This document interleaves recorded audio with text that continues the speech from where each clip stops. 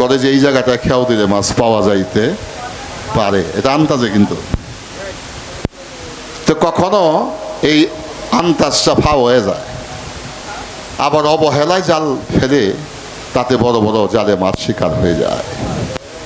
তদ্রূপ সঙ্গীত হচ্ছে আত্মমোহিনী শক্তি সমৃদ্ধ একটি এডুকেশন, একটি বিদ্যা। এই বিদ্যার মাধ্যমে আল্লাহর ওলিয়া উলিয়ারা আশেক হয়ে তার মাশরুকের দিদার লাভ করেছে। আমি দুটি কথা বললে কি আপনারা বিরক্ত হবেন নাকি? আল্লামা জালালউদ্দিন রুমি বলেছেন,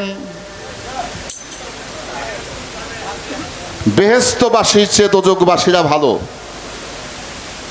তার ভাব শিষ্যরা বলেন, হুজুর বেহেশতের জন্য কোটি কোটি মানুষ পাগল, ইবাদত করে, বন্দেগী করে, জাকাত দেয়, ফেতরা দেয়, ঈদ করে, যাই কিছু করে, সবার শেষে মোনাজাত করে, আল্লাহ তুমি আমার জান্নাত দান করো। এ কথা সত্য না মিথ্যা?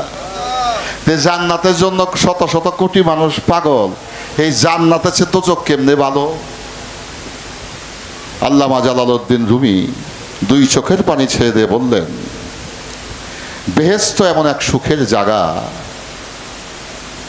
আমার ছেলে দেখে তো প্রশ্ন করছিলাম যে সারা জীবন তো গান গাইলি আর শুনলি, এমন একটা জায়গা আছে যেখানে মানুষ মরে না, যেখানে মানুষের রোগ তাপ সুখ হাসি কান্না নাই, শুধু হাসি ছাড়া, যে দেশে কোনো বেদি নাই, মারামারি কাটাকাটি মামলা মোকদ্দমা নাই, যে দেশে গেলে মানুষ বুড়া হয় না।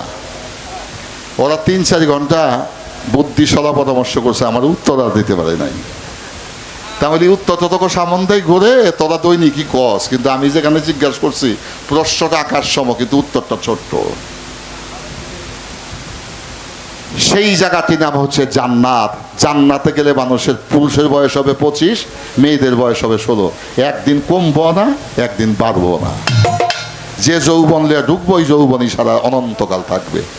ওই জান্নাতবাসী যারা হবে তাদের কোনো মরণ নাই, তারা বুড়া হইব না, রোগ ব্যাধিও ধরবো না, দুঃখ কষ্ট থাকবো না, মারামারি কাটাকিতে থাকবো না, সেখানে আনন্দ আনন্দ।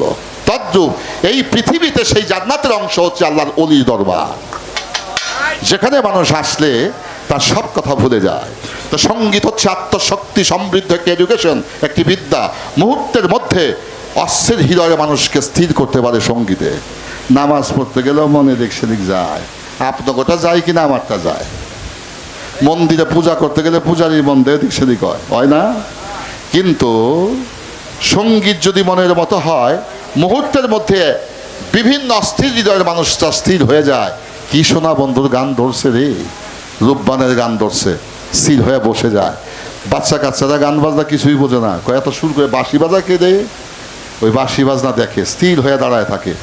এই ছেলেটা একটা মুহূর্ত অবসর থাকে না, কিন্তু সুরের মূর্ছনার কারণে সে স্থির হয়ে যায়। তদ্রূপ সঙ্গীতের মাধ্যমে আল্লাহর আশেকি লোকেরা, ওলিয়া উলিয়ারা তার মাশরুকের দিদার লাভ করেছেন। এই অস্থির হৃদয়কে স্থির করে, এই অন্তরকে সাবুত করে তারা মাওলার দিদার লাভ করেছেন। সঙ্গীতটাই বন্ধু আইলানা খেতার তলে হুইলানা, মনের কথা কইলা না, এইটার নাম সঙ্গীত না। সঙ্গীত হলো আপনাকে ভাবে ডুব দিতে হবে। ডুব দিয়ে জেলে যেমন মাছ শিকার করে, আপনাকে তদ্রূপ সেই অথই জল থেকে আপনার মনের আশা আকাঙ্ক্ষার প্রতীক মৎস্য শিকার করে নিতে হবে। আশেক তার মাশরুককে শিকার করবে সঙ্গীতের মাধ্যমে। রাখলাম। এবার আর একটি গানের অনুরোধ।